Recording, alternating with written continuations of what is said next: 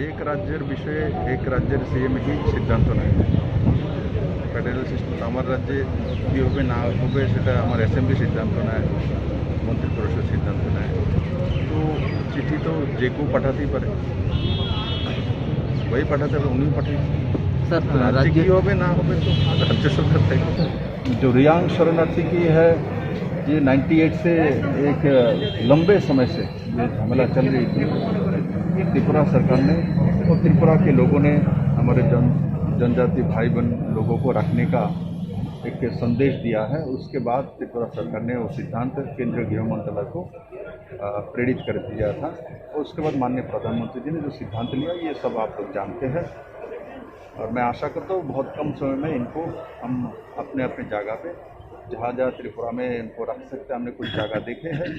और उसी जगह पे उनको देख के रखेंगे और हम कहाँ रखेंगे कैसे रखेंगे ये हमारे सरकार का सोच है, ये हमारे त्रिपुरा का मिट्टी का सोच है और वही हम करेंगे। त्रिपुरा का लोग जो चाहते हैं वो चाहते हैं।